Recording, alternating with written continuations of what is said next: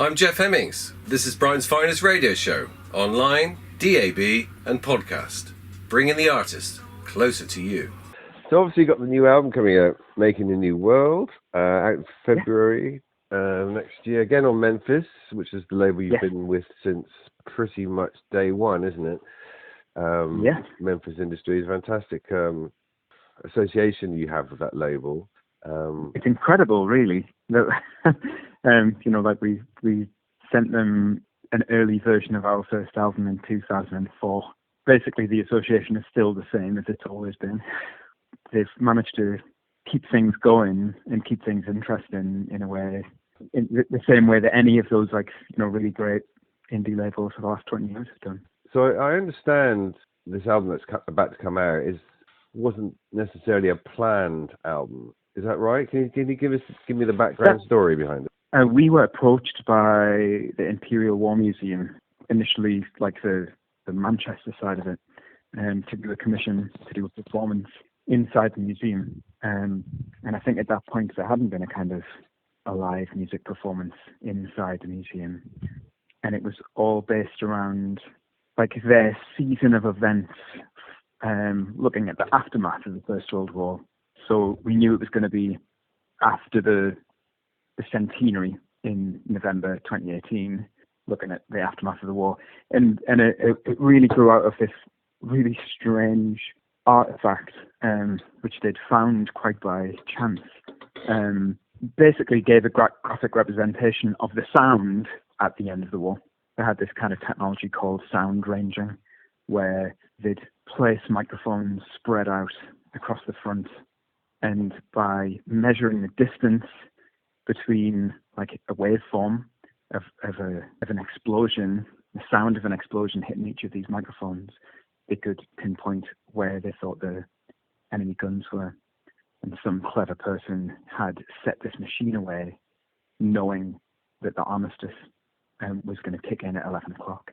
So you've got 1 minute of guns and noise, and then 1 minute of near silence, represented by these 6 parallel waveforms. So we started working on a commission, which was going to be a performance. And probably initially we thought that we'd do some moody instrumental music, with maybe a song to kind of top and tail it.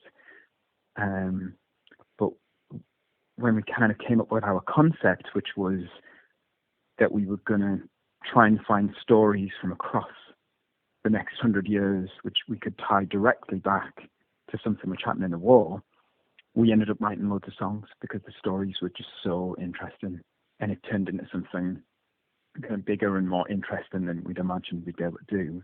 By the time we'd written the songs, we just thought, well, these songs are as good as normal field music songs, and if we record it right, this kind of has to be an album, even though that wasn't any part of the initial intention.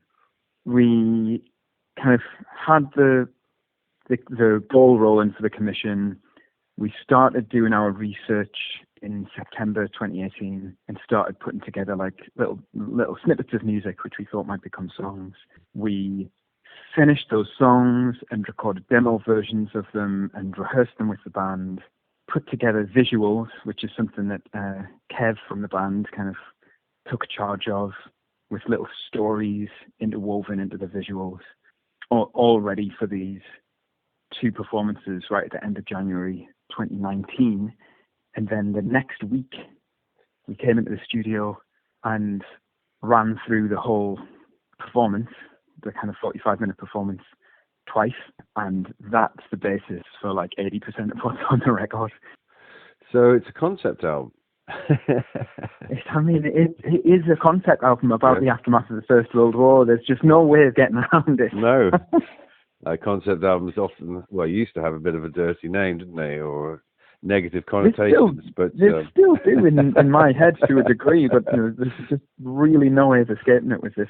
Because of the way we research the stories, rather than tell one story in a really dense and convoluted way, we've been able to tell stories that are really spread out. And I hope we've done something you can enjoy it on one level, just the sound and the melodies, and then you can keep digging down into it.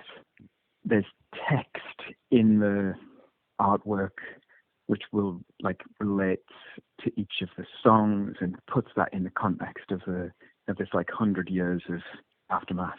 Well, obviously, World War One is a huge topic, isn't it? And reading the notes and listening to the album, there's songs about Harold Gillies, A Change of Hair, pioneering work on skin grafts, about a song about the final installment of reparation debts as well, which is quite an extraordinary thing to think about.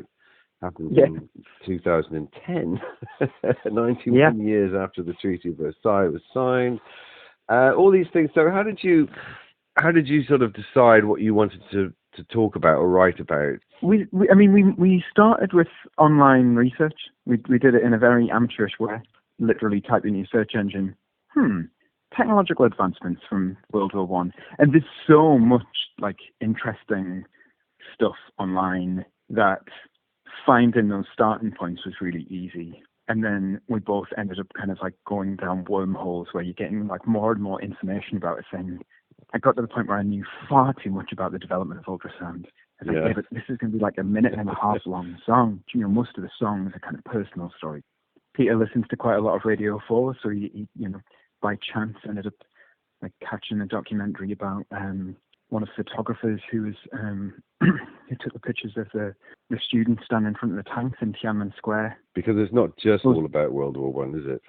As you just said. I mean, it's hardly about World War One at all. Yeah. There's like 2 or 3 of the songs where the story we're singing is set. Yeah. In the war or immediately after the war. But because of that approach of just finding things which tie back in one way or another, we could really stretch out and write about all sorts of things. But with the idea that you want to feel like the consequences of that war are still kind of present. The reparations one really makes that explicit. One of the reasons why the final repayment was until 2010, partly because Hitler stopped the payments, and the payments didn't start again until Germany was reunified. And that in itself kind of like, tells such a strange story about Europe in the 20th century. There's a song about how the war led to or inspired the Dada movement. Yeah. I think, which is A Shot to the Arm, I believe. Yes. Can you expand on that a bit? So there were groups of artists who fled to Switzerland and started the Cabaret Voltaire, and their response to the horror of the war was to say, this is absurd, like what is happening is absurd, so we're gonna really display all of this absurdity, and that was the start of the Dada movement. And that's the starting point for a lot of conceptual art in the 20th century. And Peter found a story of an artist called Chris Burden, who, inspired in a similar way by what was happening with the Vietnam War and the images that were coming back on the television, which he felt were like desensitizing people to real violence. Yeah. He asked his friend, in the name of art, to shoot him in the arm. And I think the plan was for it to be just a graze. Yeah. But his friend wasn't that good a shot. No. And he ended up with, a really horrific wound. But that was exactly what he was trying to do.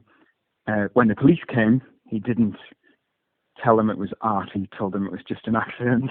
And it got Peter off on this thing of writing about a desensitivity to violence infiltrates society. And he's kind of written a song about, kids bringing their toy guns into school, and playing at violence, because the real horror of it isn't present. And I think it ties in with what Chris Burden was trying to do when he asked his friend to shoot him in the arm. Yeah, it's a record about consequences, unforeseen consequences